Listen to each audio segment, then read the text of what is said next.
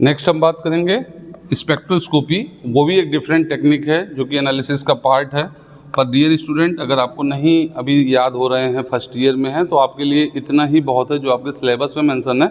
Otherwise आप ultra violet, infrared, NMR, mass and carbon 13, ये बहुत सारी टेक्निक है जिनके एनालिसिस के जो टेक्निक्स हैं, जिनके थ्रू हम एनालाइज करते हैं किसी भी सैंपल को, किसी भी एनालाइट को। तो आप इसको अपने एग्ज़ाम के पॉइंट ऑफ व्यू से, जो आपके सिलेबस में मेंशन है, जिसको हम आगे डिटेल में बात भी करेंगे, इसको आप कॉपी में लिख सकते हैं।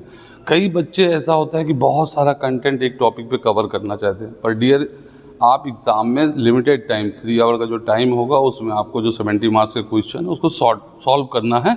तो डिपेंड ऑन मार्क्स, उसके हिसाब से आप सेलेक्ट करिए कि कितना कंटेंट हमें ले जाना है। और जब आपका सिलेक्शन हो जाएगा कंटेंट का, तो उसका भी 80% ही आप कॉपी में राइटअप कर पाओगे, क्योंकि 20% स्किप हो जाएंगी चीज़ें। तो इसलिए आपको बहुत डिटेल में नहीं जाना है इस टॉपिक में। नेक्स्ट आता है मेथड ऑफ एक्सप्रेसिंग कंसंट्रेशन। तो यहाँ पे बेसिकली हम बात करते हैं नॉर्मेलिटी की, मोलरिटी की, मोलैलिटी की, मोल का, फ्रैक्शन का, अवोगाद्रो नंबर का। ये सारी चीज़ें आपने 12th में बहुत अच्छे से अपनी 12th की बुक से हिंदी या इंग्लिश भाषा में पढ़ रखी होंगी, उनके फार्मूले देख रखे होंगे। तो इस पे बहुत परेशान होने की, पैनिक होने की ज़रूरत नहीं है। नेक्स्ट टॉपिक जो आपके नया आता है, primary and secondary standard solution.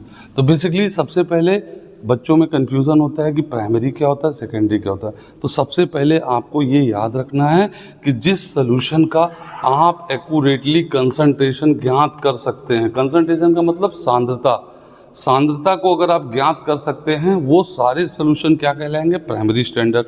और फर्दर जो सेकेंडरी स्टैंडर्ड हैं उसमें आप एक्यूरेटली कंसंट्रेशन को नहीं ज्ञात कर सकते हैं। क्यों? क्योंकि जो प्राइमरी स्टैंडर्ड सॉल्यूशन है उसके कुछ फंडामेंटल कैरेक्टरिस्टिक्स होंगे, जो उसके गुणधर्म होंगे, जो उसकी पहचान होगी। तो बेसिकली हम देखते हैं कि जो हाइग्रोस्कोपिक इन नेचर ना हो, जो ईजिली अवेलेबल हो, जिसका मॉलिक्यूलर वेट हाई हो, जिसको हम कैलकुलेशन कर सकें, या जिसका नेचर ऐसा हो जो ईजिली सॉल्युबल हो। तो ऐसे बहुत सारे फंडामेंटल कैरेक्टरिस्टिक्स होते हैं जिन पे से आपको सिर्फ 4-5 को याद रखना है, और वो जो उस फंडामेंटल कैरेक्टरिस्टिक्स को फुलफिल करेंगे वो सारे कहलाएंगे प्राइमरी स्टैंडर्ड, जैसे कि ऑक्जेलिक एसिड, ठीक है। और जो सेकेंडरी स्टैंडर्ड है, जैसे कि आपका NaOH, HCl, तो ये सेकेंडरी स्टैंडर्ड कहलाएंगे। तो डियर, जैसे आपके घरों में कंपैरिजन होता है कि अरे फलाने का बच्चा फर्स्ट आ गया, तो वो वहाँ पे क्या हुआ, प्राइमरी स्टैंडर्ड। क्यों? क्योंकि उसने रेगुलर पढ़ाई की, रेगुलर लिखा,